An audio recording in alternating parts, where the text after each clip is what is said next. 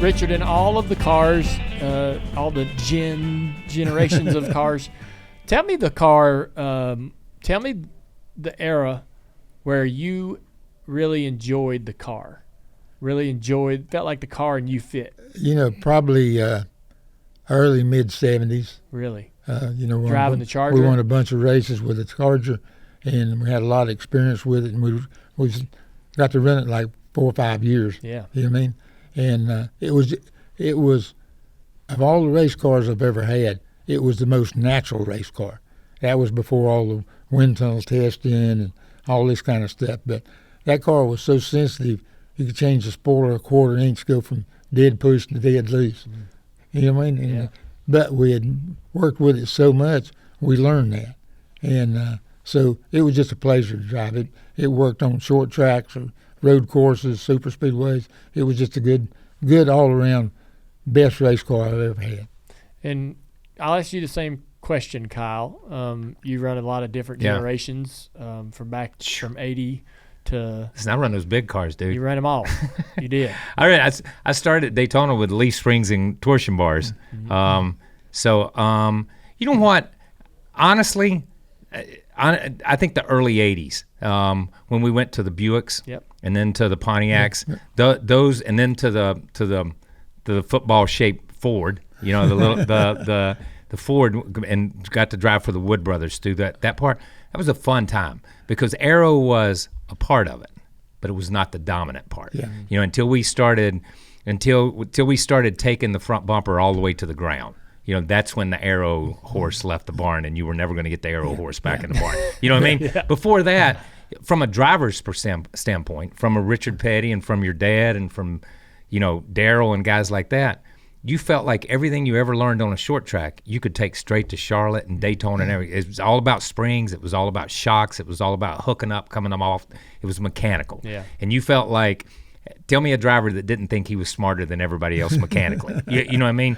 But the aero thing hadn't raised its head. So for me, I think that was a period when you felt like a driver could make a difference, and a big difference. Yeah, I think the aero deal took a lot away from ingenuity from each team. I think it took away from the driver, because before, if the car pushed or loose or whatever, that just happened to be part of the car, and there's nothing you could do about it. Yeah. So then it was up to the driver to learn to get the very best out of what he had to work with. And now the cars are so, a quarter pound of air changes the whole race car. How can a driver keep up with that? I don't know. I think we were, and to that point, I think we were over at Charlotte when I was driving for the Wood Brothers and with Leonard, and I was a little free getting in the corner, and I said, maybe it needs a little bit more front spring, just something to hold me up getting in the corner. A little bit more right front spring. I'll fix it. He just changed the front end setting, and it fixed everything. Yeah. You know what I mean? Yeah. Because he felt like he had enough tools in his toolkit that it wasn't just a spring change. Yeah. It wasn't just a quarter pound of air. I'll just change your front end setting and make it work for you, and it did. Yeah. So one of the things that you mentioned briefly that I wanted to talk about, as I've learned and tried to learn more and more about my family and my dad and Ralph and collecting photographs and things like that, I learned about Ralph's brief history driving for the Petties. Yeah. Y'all had a couple cars.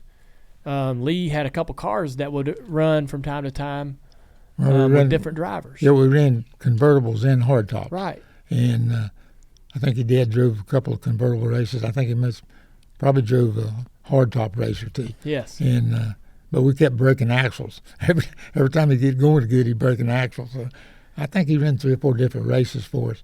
And but that was 58, I guess. Right. 1958. There's a picture of Ralph with you and Maurice and Lee on y'all's property. Y'all were hanging around on a porch or around a porch or something at the house. Probably the back porch there on the side porch coming out of the kitchen. Yeah. Yeah. And I've always seen Ralph he was always very territorial, right? His car, his shop, he sat on his trailer, his truck.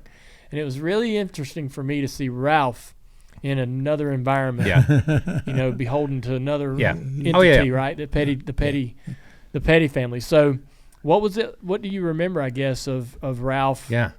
How was he? Mannerisms? Me and Dale worked with him. Right. You know what I mean?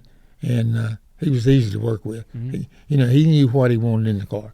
Okay, we didn't, and these teenage kids, we didn't have a clue what was going on. But when we worked with him and stuff, we let him kind of tell us what to do because we wasn't smart enough to tell him what to do, and it just it just didn't work out because we wasn't looking for a driver all the time. Just from time to time, we find out that so and so wasn't going to be at a race, and we had a good chance to run good. So call up Ralph, and a lot of Sunday races and stuff that Ralph would run Friday night and Saturday night, didn't have no place to run on Sunday, so he'd come and drive for us. Yeah. Later on, you would end up racing against my dad as he's coming into the Cup Series. One of the things that I've never got to talk to you about was Martinsville. Dad's a rookie. This race just got uploaded on the NASCAR website, and so Dad starts right behind you, or 2 rows behind you on the inside, and dives down onto the inside 3 wide going into turn 1, hits you and 3 or 4 other cars, big crash. He goes and we go down. I'm on the inside, and I think somebody's on the outside of him. We go down and turn into the corner, and all of a sudden there's a car on my hood. Yeah. Because what happened when the race started, he just turned left, went up across the grass, and jumped the curb and jumped right in the middle of that whole crowd. Yeah. That was my introduction to Dale Earnhardt. Yes. And I know that I had heard that at the end of the day you went over to him and stuck your finger in his chest and told him. Okay. Right? And that was a good lesson for him. I imagine what it must have felt like to have Richard Petty hunting you down after the race to make sure he got his point across. I tell you, I don't know if he learned anything from it, but he learned some of it anyway. Yeah. Okay, he knew not to knock everybody out. After that, he'd just take one at a time, knock them out.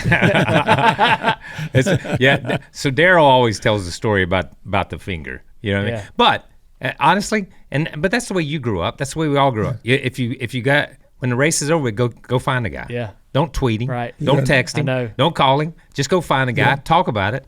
And I'm going to scream at you, and you're going to scream at me, but then it's over with. Then everybody went home and forgot about it. Right. It's just cool to think about Richard, being, Richard at that time was, he was the king. Oh, yeah. Right? Went, as competitive as ever on the racetrack, winning races and championships still, and having to, you never something you want to do, but having to tell one of the rookies how it gets done.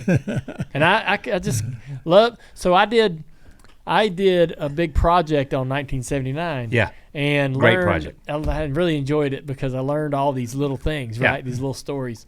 And so I love the idea. We always think about Dad similar to you, right? This huge figure. And I love thinking about Dad being this rough, raw kid that had to get, straightened out and needed guys like you and Donnie Allison and all these other drivers to. He had to learn, teach him. But think about that though, and that's the fascinating part for me because it's a different thing. So I grew up in the '60s going, and during the summers and hanging out and doing that stuff. So there was always him, Bobby and Donnie, Cale, Pearson, Glotzback, Leroy, Baker, all those guys. And then your dad shows up, and he's got to race against those guys. And they're still in their prime. Yeah. You know what I mean? I mean, he's coming in, so you're starting with those guys in their prime. And you got to go head-to-head with them. And that's that era that's like that golden era when you look at it. And that's the cool part about coming in when your dad came in and when Ricky came in and with a lot of those guys, they got to experience both. They got to experience that era and got to experience the coming of Jeff and you and that next era. You know what I mean? Yeah. Which is they're that bridge. They're the bridge that connects the past to where we are today. I always look at NASCAR being different segments. To begin with, you had the Lee Petty, Fireball Roberts, Junior Johnson crowd. Then Pearson and Allison and all that crowd came through.